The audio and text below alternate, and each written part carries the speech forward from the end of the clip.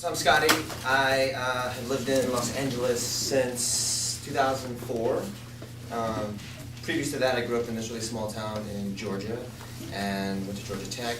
And when I was there, actually met John Mayer and was on the road with John Mayer for like 4 years as his tour manager.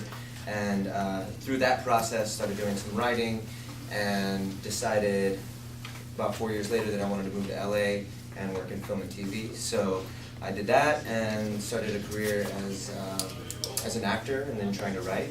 And shortly thereafter, met Philipp. That's right.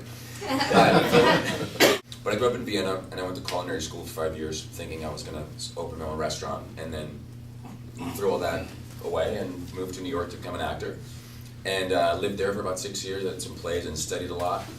And then, since I don't sing or dance, I figured I gotta move to LA because that's where all the TV gigs are at. So I moved to Los Angeles in '01, and then just doing guest stars and studied some more, and then eventually met Scotty in this acting studio that we both took classes at, Kristjan Thor Studios. Part of the deal of studying there was that you could get the space for free and do a play and just mount any production you want as long as they hadn't done it before. So I went to a bookstore and just browsed these all the new plays and all these compilations of plays. I wanted to find something that has been done before, and then we stumbled on Diving Normal, which I thought was really incredible, and I hadn't really read a play like that. It was very contemporary and felt so new to me, and like how people really talk. Scotty and I had done a couple of scenes in class together, and so I approached Scotty with the play, and I said, hey, I want to do a play here, do you want to do it with me?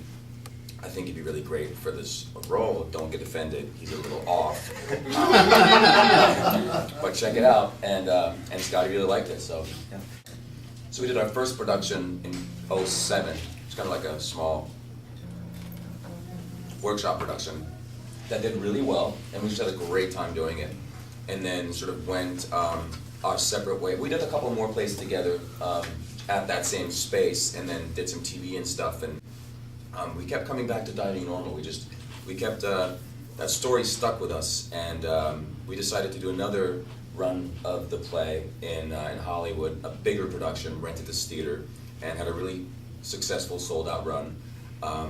And always in the back of our minds, we had this idea that we wanted to maybe eventually make it into a film. We invited the playwright, Ashlin Halfnight, to come see the play, and he actually flew out to LA and saw the play and was really impressed with what we did. He was a really, really nice guy, and stayed for a Q&A after one of the performances.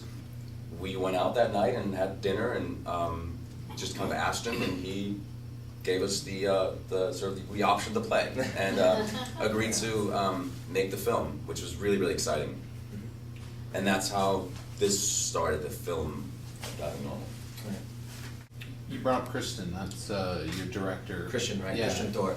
He is a theater guy as well. And so we were interviewing different directors and talking to people here and there, and very early on, Ashlin Halfnight, who wrote the play and then was the writer along with us for the script, had mentioned, I've got this buddy, this director that I've worked with, have a long working history with in New York, and I remember him specifically saying, he doesn't know much in terms of being on film for a film set, but I've never seen a guy extract a performance from an actor more skillfully. I'm like, that sounds like a great guy to talk to. Yeah.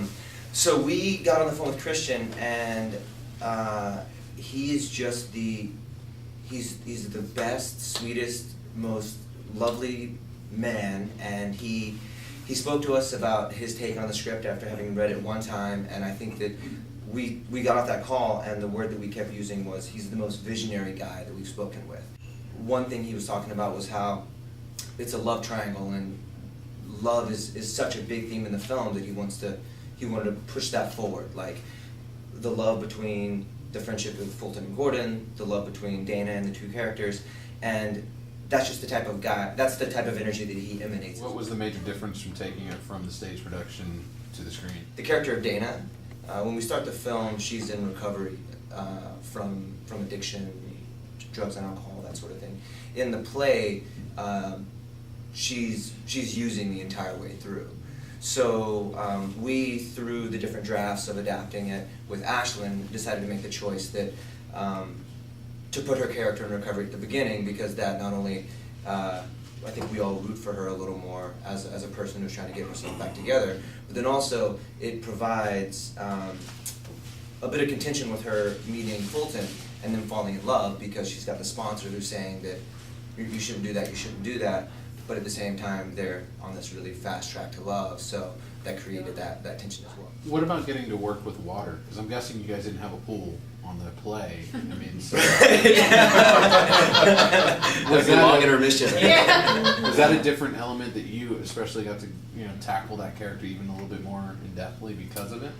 The sense of water was very important, I think, in terms of the story and kind of as a metaphor as well. Gordon being underwater and not being able to communicate as well, and that sort of thing. So I had no experience on a springboard diving or anything, and I think that just to thank you, appreciate that. Right. Also, Gordon is not an expert diver, so it's totally okay there. And talking to this instructor, because I went to a couple classes at this pool in Queens that we shot at, and it was incredibly enlightening to. I don't know if Ashlin had worked this in when he developed the character, but. The sort of tenements of being a good diver on a springboard are things that very much fall in line with what Gordon's character would be, in terms of how he carries himself on a daily basis, the routine, the precision, the exactness. Gordon being this larger-than-life character, all he really wants to do is fit in and just make the smallest splash, as opposed to being disruptive. As odd as it may sound, like going to the pool and doing these things, I think for me flushed out that side of the character and the activity, and why Gordon chooses to do that, and why that's become his hobby and his aspirations. What about switching, because Dana, for the play, was obviously a different actress. What was that chemistry like, trying to bring that to the film? We were looking at different actresses for the role, and we worked with a casting director, Tina Gabecca, who was really fantastic, and she had seen Susie Abermite in Florida, which is where Susie's from, audition for this role, and it just blew her away, and she had then showed us an audition that Susie had done for her, and we just instantly... One of the best Yeah. actress self-tapes I'd ever seen. Ever. Like Just so just incredible. alive and organic and raw. I mean, really great for Dana. We found this amazing actress who's gorgeous, and she has this same fire to make the film that we do. She was And all in. Right. So I think that we got super excited about that, and I remember after dinner we looked at each other and we were like, we got super lucky. Like we found our girl, so we were super excited about it. We had the script, and we had worked on the script, and we always thought, someone's going to find the script and they're going to give us millions of dollars and they're going to make it and it's going to be the studio thing.